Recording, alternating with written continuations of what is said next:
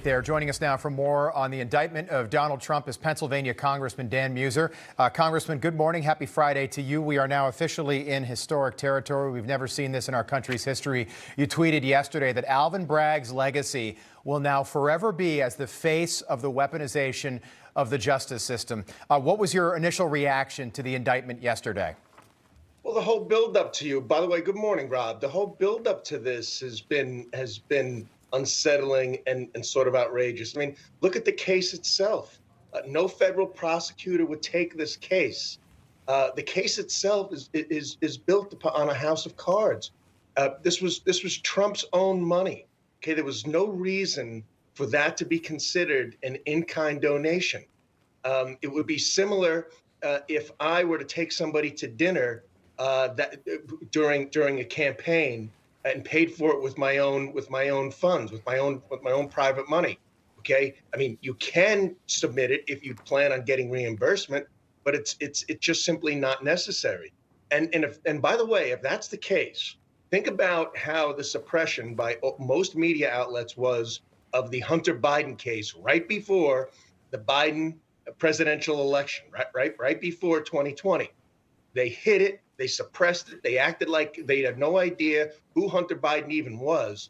If that would not be considered then an in-kind contribution for supporting a presidential campaign, then nothing is, right? So every one of those media outlets, since Trump's been indicted, every one of those media outlets for suppressing that information that influenced that campaign, that helped Joe Biden, should be indicted as well. So you got problems with the case. It's based upon Michael Cohen, for crying out loud, a clearly a legally established liar, and you got Braggs, who was paid for by Soros, ran his campaign on getting Trump, right, a few years ago, and meanwhile he lets criminals out, goes after Trump. His whole city's falling apart. This thing is a farce. Congressman, you're taking a look now at Trump Force One, Donald Trump's Boeing 757 on the tarmac down there in West Palm Beach. The arraignment will likely happen next Tuesday. So if you're just joining us, Donald Trump was indicted on, according to CNN, 30-plus charges. An arraignment would happen in Lower Manhattan on Tuesday when Trump would appear, meaning his fingerprints will be taken, and we will get a mugshot. Congressman, you just mentioned the Hunter Biden situation, and Donald Trump put this out on Truth Social yesterday. He said, don't forget right now, and by the way, he's completely accurate. He's the leading candidate for the 2024 Republican nomination right now by every single poll. How is this not election interference? It is, and that's what the whole intent is. If Donald Trump were not running for president, one could argue that this case would never see the light of day, and it shouldn't have seen the light of day. Again, no federal prosecutor would take it. And you know, one of the reasons, Rob, because it's not a federal case. Right. It's not a felony. Bragg even did that. Bragg turned a misdemeanor that had statute of limitations on it he created it into a federal crime.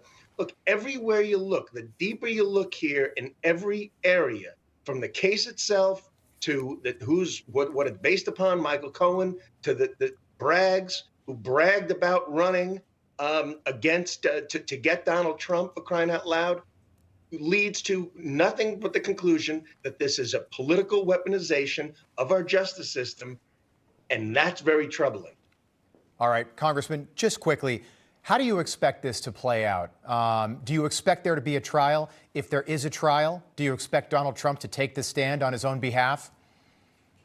Yeah, you know, Rob, I don't know. I mean, I'd hate to see this go to trial, but if it does, it